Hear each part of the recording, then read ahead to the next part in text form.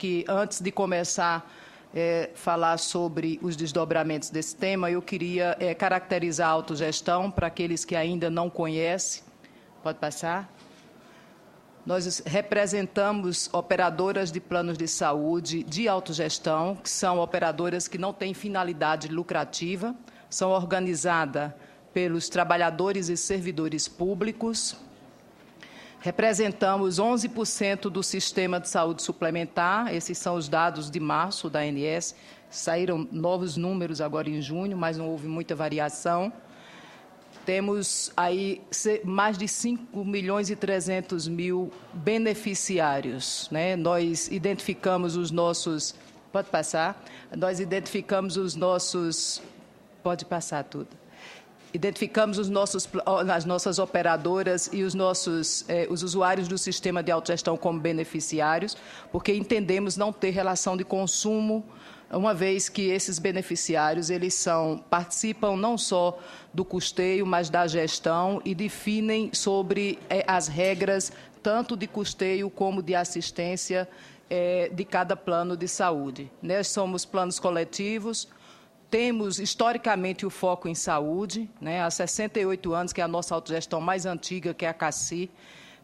Nós temos construído um modelo assistencial com foco na promoção de saúde, na prevenção de doenças. Somos uma massa fechada, temos a característica da fidelização da nossa população, uma vez que são planos que, não tendo finalidade lucrativa, têm um acesso muito mais fácil em relação à assistência, à rede e até a custo para os nossos beneficiários. O beneficiário da autogestão também participa da gestão do plano, na sua grande maioria participa diretamente da gestão, com representação no Conselho Deliberativo, em conselhos de usuários, e até na diretoria das operadoras. Trabalhamos com rede credenciada e trabalhamos com gestão própria. Pode passar. A gente aí traz esse gráfico de transição demográfica apenas para demonstrar uma tendência, né, a tendência de envelhecimento da população, que os senhores certamente conhecem. Essa segunda coluna mostra aí as previsões. Temos no primeiro momento embaixo a primeira pirâmide para 2010, 2030 e 2050, e nós trouxemos esse dado para reflexão, mas também para destacar como se comporta o perfil etário da população da autogestão. Pode passar, por favor.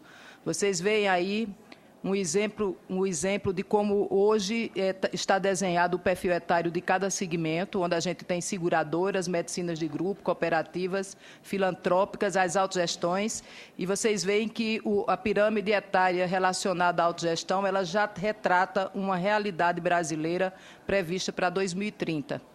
E a GEAP, que é a nossa autogestão, que tem a população mais antiga, a gente já retrata um perfil etário semelhante ao que está sendo previsto para a população brasileira em 2050. Naturalmente, uma população que tem essa visão, que tem essa população com essas características, tem que ter uma visão diferenciada de saúde e cuidar de forma diferenciada de seus beneficiários. Pode passar. Como não temos finalidade lucrativa, esses dados são da Agência Nacional de Saúde, né? Nós temos aí no setor, de 2003 a 2011, o índice de sinistralidade, ou seja, tudo que foi utilizado das receitas das operadoras em assistência à saúde. Essa linha azul é o comportamento das autogestões. Nós hoje temos 91,3% foi em 2011 e 2012 permanece, numa sinistralidade bem superior aos demais segmentos. Isso retrata tanto pelo custeio, né, como nós temos uma cobertura mais ampla, nós temos um custeio mais acessível, nós não gastamos com propaganda, não gastamos com intermediários, e isso faz com que a gente tenha as despesas administrativas mais enxutas, né? Esses 10% ou 18% que ficam entre os 100% das receitas e o que está demonstrado na sinistralidade, normalmente se ajusta às despesas administrativas administrativas da operadora e, no caso do segmento lucrativo, ao lucro dos acionistas. Como nós não temos essa característica do lucro, nós conseguimos trabalhar com a margem menor e isso reflete em menor custo e maior assistência para o beneficiário. Pode passar. Aqui a gente retrata só para demonstrar em 2011 já uma preocupação grande do segmento de trabalhadores com relação às nossas operadoras de autogestão, onde você tem o total de receitas, ele em 2011 já demonstrou ser inferior ao total de despesas assistenciais, mais despesas administrativas. Quando você vê hoje o esforço que é de uma operadora como a GEAP, como a SESEF, como outras que têm passado e têm até apelado ao Congresso, uma possibilidade de sustentação ou de investimento financeiro para que ela dê prosseguimento à assistência à sua população, é porque, de fato, o modelo de custeio que está posto hoje, ele não é suficiente para que esses trabalhadores mantenham as operadoras em equilíbrio econômico-financeiro. Nós temos 140, pode passar, nós temos 140 operadoras filiadas, dentre elas 80% são pequenas operadoras, como eu disse, organizadas por trabalhadores e servidores públicos. Temos das 140, apenas 10 são de grande porte, né, e o restante aí entre 20%, 12% de médio porte. Dentre outras filiadas, a gente tem a Caixa Econômica, servidores da Caixa Econômica Federal, aqui do próprio Senado Federal, da Câmara. Nós temos também empresas como Petrobras, Volkswagen do Brasil. Então, é um grupo bastante heterogêneo de características bem específicas. Para a gente entender, e aí já entrando no tema, a qualidade da assistência, a gente traz aí apenas algumas informações para refletir de que a qualidade da assistência hoje, o tema mesmo acredita a qualidade da assistência, como ela se comporta oferecida pelos planos de saúde. A gente entende que o resultado da qualidade da assistência é responsabilidade de todos os players do setor. Então, para que haja uma solução mais efetiva para todos esses casos, esses pontos que foram muito bem destacados aí pelo senador Rodrigo Hollenberg, nós vamos ter que fazer alguns movimentos que envolvem não só revisão na parte de regulamentação dos planos ou revisão na forma de organização do cuidado das operadoras, né, mas envolve todos os players, inclusive um investimento grande em informação, em transparência e em consciência do usuário do sistema, né, do beneficiário do sistema. Hoje nós temos um mercado onde a gente tem, como eu já disse, uma população envelhecida, os custos assistenciais eles têm sido crescentes, o modelo assistencial ele tem um foco na cura, tem um foco na doença, né, totalmente invertido do foco maior que deveria ser a saúde, a promoção de saúde. Nós temos um marco regulatório provisório, né? Inclusive o Congresso Nacional, o ano passado, trabalhou na Câmara, numa subcomissão, fazendo um esforço para rever. Hoje a gente ainda tem um marco regulatório, a Lei 9656, ela foi, depois, a chegada da medida provisória deixa esse marco regulatório não concluído, né? O Congresso deve essa resposta à sociedade brasileira. Nós temos uma concentração de mercado, agora com uma tendência ainda maior com a chegada do capital estrangeiro.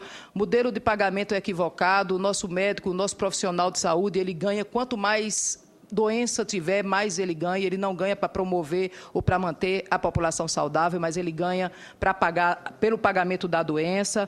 Nós temos umas regras de regulação de incorporação de novas tecnologias, ainda de uma forma crítica. Precisamos melhorar. A judicialização na saúde, ela se estende, e foi também destacada na fala do senador, e fica uma preocupação nossa, que é a questão das lacunas no marco regulatório que favorece para essa judicialização. E um modelo de custeio posto-efetivo. Pode passar. Pode passar, por favor.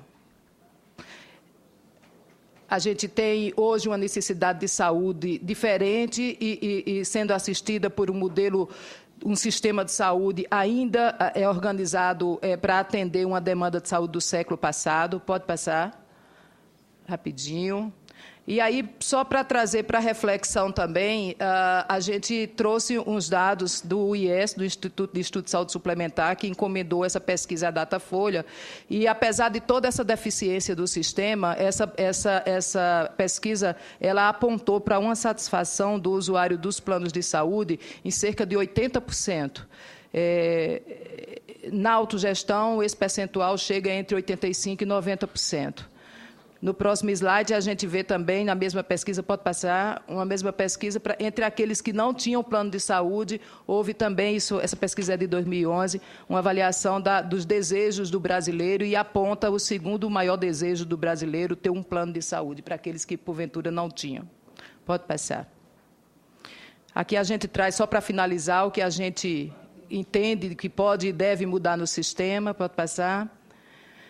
Investimento maior das operadoras e a autogestão vem primando por isso, no relacionamento com os profissionais de saúde, tem que envolver a sociedade. Momentos como esse aqui no Senado, eles precisam, de fato, ser valorizados e têm que ser intensificados. O marco regulatório definitivo, nós precisamos retomar essa discussão aqui no Congresso Nacional e discutir a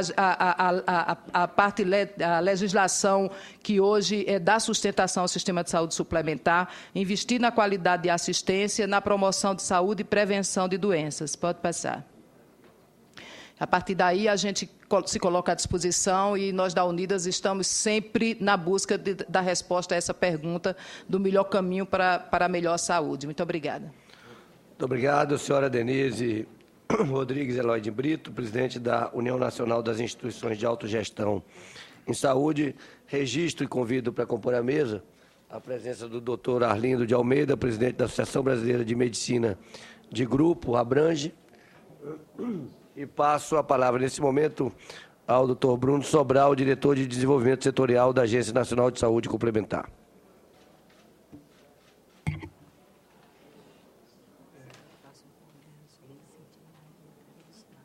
Alô. Muito bom dia, excelentíssimo senhor senador Rodrigo Hollenberg. Muito obrigado pelo convite. A agência se sente honrada em estar aqui nessa casa.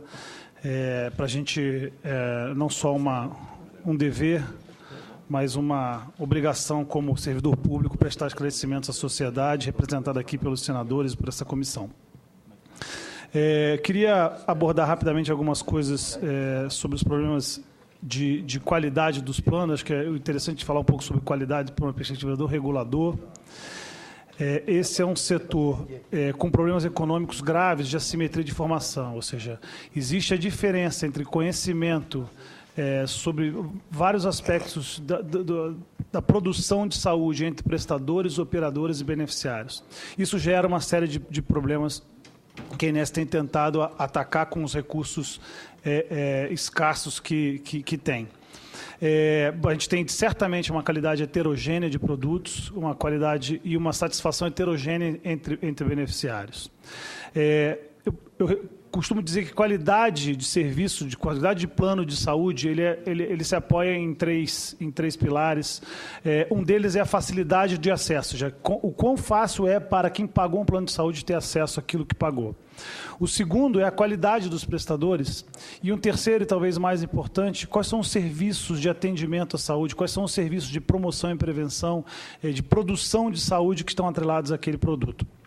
Bom, falando sobre os serviços de maneira geral, a ANS edita desde muito tempo um rol de procedimentos. Esse rol garante para o beneficiário um conjunto de serviços que precisam ser prestados obrigatoriamente pelos planos de saúde. Hoje são exatamente 3.132 itens que estão cobertos. Essa edição do rol, ela parte do pressuposto de que o consumidor tem pouca informação sobre aquilo que ele de fato precisa e aquilo de fato ele vai se deparar na hora que tiver um problema de saúde. E que, portanto, se obriga que os planos de saúde tenham esse rol como no mínimo. É óbvio que alguns planos de saúde oferecem além do rol, ou seja, produzindo talvez produtos de mais qualidade quando excedem aí o rol. né? Uma outra questão importante, que eu já falei, são os programas de promoção em prevenção. Ou seja, a qualidade do produto de plano de saúde está intimamente ligada a essa produção de saúde através de prevenção. É muito mais barato, muito mais fácil de fazer prevenção do que depois tratar um problema de saúde. A ANS começou a reconhecer isso, primeiro, porque as operadoras podem reconhecer o gasto em produção de saúde, promoção e prevenção como investimento nos seus balanços, né? E, ultimamente, um programa de envelhecimento ativo, ele permitiu que as operadoras dessem bonificação e prêmio para aqueles programas, para os beneficiários que entrassem em programas de promoção de saúde, com resultados muito interessantes, senador. A gente passou, o setor passou de 127 programas sendo oferecidos para 760 programas que são oferecidos hoje aos beneficiários de plano de saúde, de promoção e prevenção. Hoje nós temos mais de 1.200.000 pessoas envolvidas em programa de prevenção e prevenção, que é uma revolução nesse setor em termos de qualidade. Eu acho que esse é um aspecto importantíssimo da qualidade do setor. Trabalhamos também com a questão do programa de acesso farmacêutico, ou seja, regulamentando, delimitando o escopo para que isso seja menos judicializado e mais planos de saúde possam oferecer assistência farmacêutica para os seus beneficiários. Tem que entender que a assistência farmacêutica ela evita o problema de submedicação. Muitas vezes a pessoa sai, é atendida, tem acesso ao atendimento, mas ela não tem acesso ao medicamento depois para poder continuar esse tratamento. Com relação ao acesso, acho que o principal ponto atacado pela agência nos últimos tempos foi a RN 259, de tempo de atendimento. A RN estabeleceu prazos máximos de atendimento. Isso foi colocado na introdução de Vossa Excelência, de tempo, que uma das reclamações era o tempo que você gastava para conseguir marcar um procedimento, e hoje nós temos tempos máximos que precisam ser cumpridos pelas operadoras, como, por exemplo, 7 dias úteis para uma consulta básica.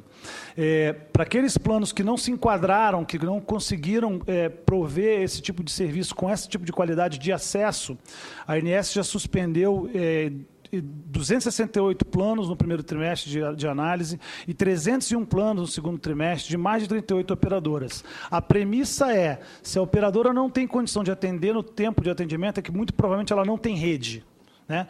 Os problemas pelo qual ela não tem rede são em geral, associados muitas vezes, a inexistência de rede numa determinada região, mas também muito associados a um relacionamento ruim que as operadoras têm com relação aos prestadores, que precisam ser cada vez mais vistos como parceiros nesse processo e cada vez menos como adversários. Acho que aquele barquinho que a doutora Denise colocou ali é muito importante nesse sentido, ou seja, não adianta ficar olhando só para o furo que está no meu lado, ou seja, e no seu lado não tem. O barco afunda, quando afunda, ele afunda com todo mundo dentro, inclusive com a ANS e seus diretores.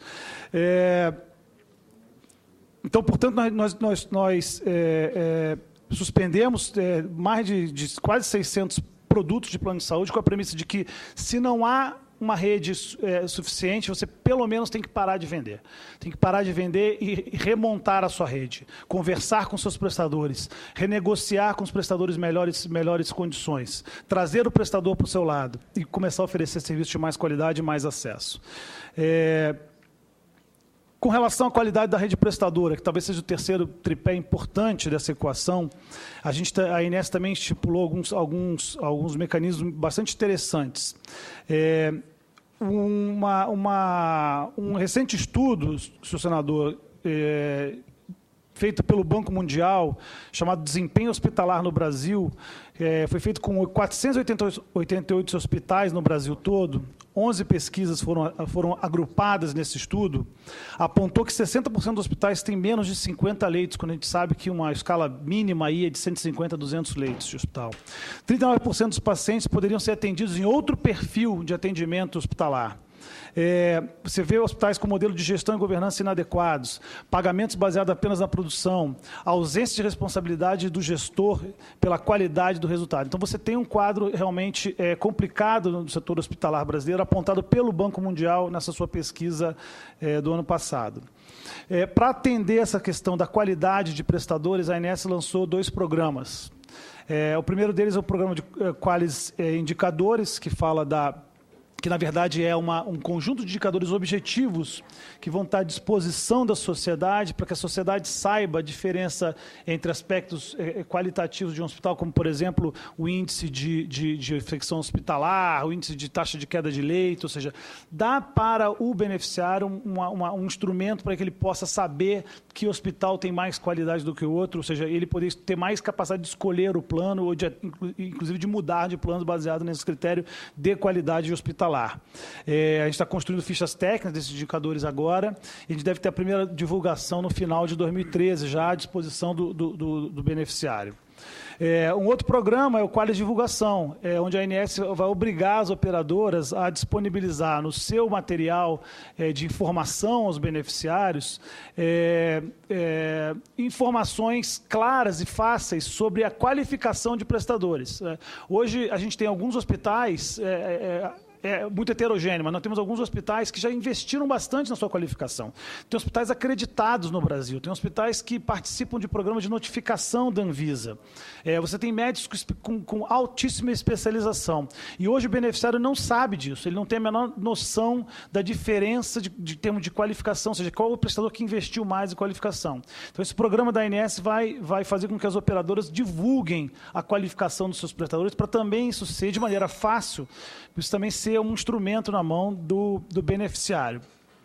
Por fim, mais uma vez nessa questão da relação com prestadores, que é uma relação ainda conflituosa, a ANS tem, desde 2003, regulação no sentido de que haja contratos entre planos de saúde e prestadores.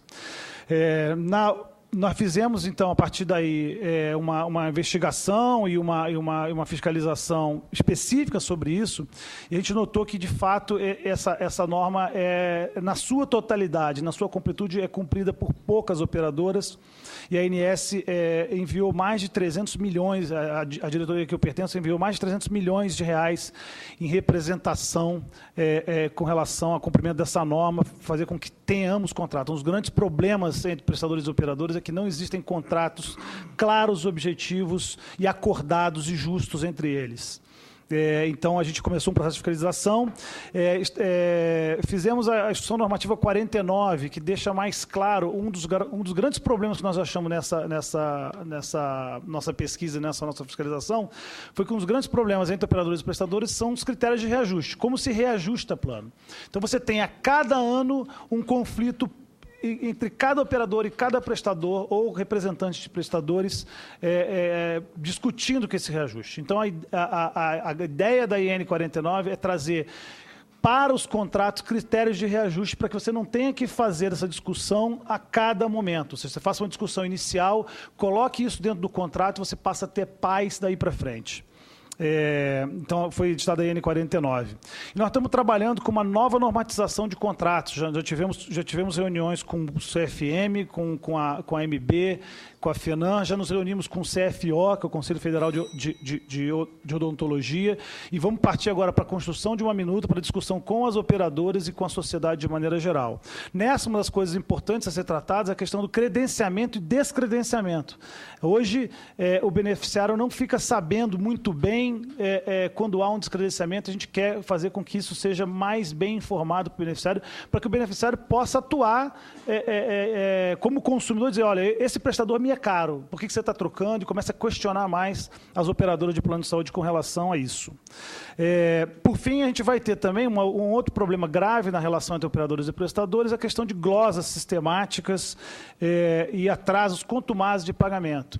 Com a TIS 3.0, foi editada pela RN 305 na semana passada, a ANS vai ter, no ano que vem, informações objetivas de operadoras que glosam de maneira sistemática. Uma coisa é você glosar do ponto de vista técnico, uma coisa é você glosar um procedimento que foi feito de maneira inadequada, na discussão justa e respeitando o ato médico. A outra coisa é glosa sistemática, é glosa linear, é glosa não técnica. A glosa não técnica, ela tem que ser coibida porque ela não contribui para a qualidade nesse setor, ela deixa o seu principal parceiro à margem dessa discussão. Então, a gente vai passar a ter essa informação dentro da agência de maneira clara e vai poder atuar de maneira mais incisiva a partir do ano que vem, quando tivermos essa informação de maneira mais clara. A gente já tem atuado a partir das denúncias que existem, né? Tem denúncia, por exemplo, acho que recentemente, do próprio COFITO no núcleo de Brasília, que nós estamos apurando, vendo o que houve. Mas a gente vai ter isso de maneira mais sistemática e fazer uma atuação um pouco mais global no setor. Por fim, a participação do consumidor, nós temos aí o programa de parceiros da cidadania, ou seja, a ANS tem sido bastante permeável através dos núcleos, na relação com os PROCONs, com o Ministério Público, com os sindicatos. Nós temos a notificação de investigação preliminar, que permitiu que a gente, antes de abrir uma multa, informe a operadora, para que a operadora resolva o problema do beneficiário, ou seja, não é interesse nenhum da agência em multar a operadora, o que a gente quer é resolver o problema do beneficiário. Então, esse instrumento de notificação preliminar permite que a gente informe a operadora o problema e a operadora consiga ajustar sem que a gente tenha que multar. Vamos fazer uma pesquisa de satisfação com o beneficiário de maneira qualitativa. Essa pesquisa, a metodologia foi toda feita pela ANS, e ela vai ser conduzida pelas operadoras e vai ser auditada. Ela vai ser feita a partir de fevereiro de 2013, com resultados no meio do ano de 2013. Então, as operadoras vão fazer consultas baseadas em critérios da ANS com seus beneficiários, para que eles saibam, e a ANS saiba, e a sociedade saiba qual é o real pensamento dos beneficiários com relação aos planos. Por fim, só para tocar num ponto que o senhor colocou na abertura, do ressarcimento, de fato nós tínhamos um problema grande, e tínhamos um passivo muito grande de ressarcimento, cobramos, de fato, no passado, até 8 milhões por ano, e várias mudanças foram feitas, mudanças no processo de trabalho, sistemas foram informatizados, foram contratados servidores temporários, e nós repassamos para o Fundo Nacional de Saúde, a partir desse trabalho do ano passado, mais de 100 milhões de reais de ressarcimento ao SUS, tá certo? Nós esperamos mandar mais 100 milhões para o Fundo Nacional de Saúde esse ano, que representa aí um aumento do pagamento de planos de saúde com relação a isso, a partir dos processos de trabalho que foram implementados novos na agência a partir de 2009. Então, assim, é basicamente isso que eu tinha para falar. O tempo é escasso, esse assunto é bastante delicado, e a agência tem um compromisso de estar sempre aqui nessa casa prestando esclarecimentos, e tem dialogado bastante com o setor no sentido de trazer mais harmonia, principalmente nessa relação de operadores e prestadores, que é fundamental para que a gente tenha qualidade assistencial, tenha qualidade do serviço de plano de saúde nesse país. Muito obrigado.